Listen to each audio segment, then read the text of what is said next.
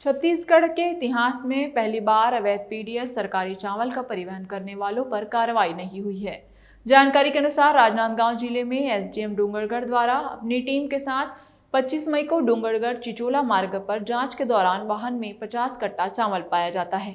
उक्त चावल की जांच की जाती है, जिसमें उक्त चावल पीडीएस चावल की पुष्टि होती है, जिसके बाद तत्कालीन एसडीएम मनोज मरकाम द्वारा जिला खाद्य विभाग राजनांदगांव के अधिकारियों के समक्ष उक्त चावल और वाहन को सील बंद कर थाना डोंगरगढ़ के सुपुर्द किया जाता है और प्रकरण राजनांदगांव कलेक्टर के समक्ष पेश की जाती है, जिसके बाद कार्यालय कलेक्टर के द्वारा ज्ञापन जारी कर चावल को राजसात किए जाने और संबंधित वाहन को मुक्त करने का आदेश जारी होता है और कार्रवाई करने वाले एसडीएम का ट्रांसफर कर दिया गया।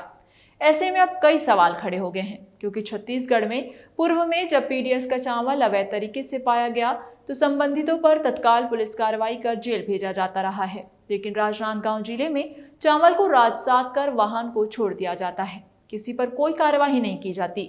जब्त पीडीएस चावल कहां से आया, कहां जा रहा था, यह किसी को नहीं मालूम।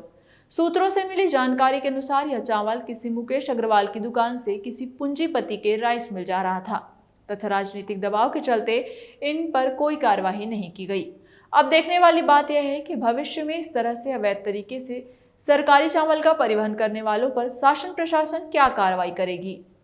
25 कुंटल चावल का प्रकरण बनाया गया था और उसमें चावल की जब्ती करके और वाहन सहित चावल की जब्ती की गई थी और माननीय कलेक्टर महोदय के न्यायालय में इसको प्रस्तुत किया गया था। प्रकरण को माननीय कलेक्टर महोदय के न्यायालय से उस प्रकरण में आदेश हुआ है।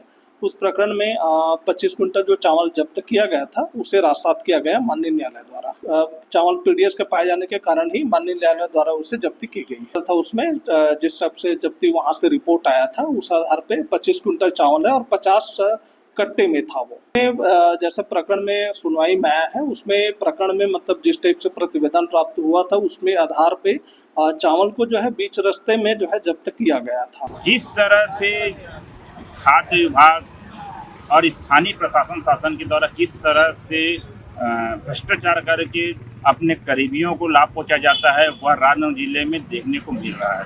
बता दें कि कुछ दिन पहले राजनांदगांव जिले के डोंगरगढ़ में इसी मार्ग पे डोंगरगढ़ से चिचोला मार्ग जाने के रास्ते में यहाँ के एसडीएम तत्कालीन एसडीएम को जानकारी मिलती है कि 407 गाड़ी में 50 कट्टा अवैध चावल परिवहन किया जा रहा है।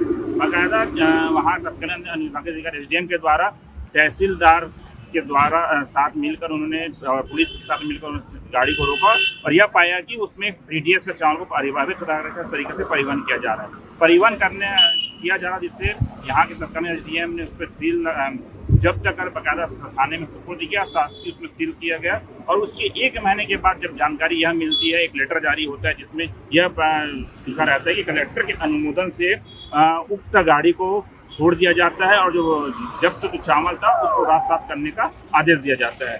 अब इस पर शासन प्रशासन क्या कार्रवाई करती है ये देखा ही गया है। बता दें कि छत्तीसगढ़ राज्य में यह पहला ऐसा केस है जिसमें अवैध परिवहन कर पीडीएस चावल को परिवहन करने के लोगों पर किसी प्रकार की कार्रवाई नहीं की। इसके पूर्व में छत्तीसगढ़ राज्य में अन्य जिलों पे जो परिवहन करते उन पर संबंधितों पर कार्रवाई की जाती थी, ड्राइवरों पर कार्रवाई की जाती थी, उनको जेल भेजा जाता था, एफआईआर किया जाता था, लेकिन इस केस में किसी पर कार्रवाई नहीं की गई है।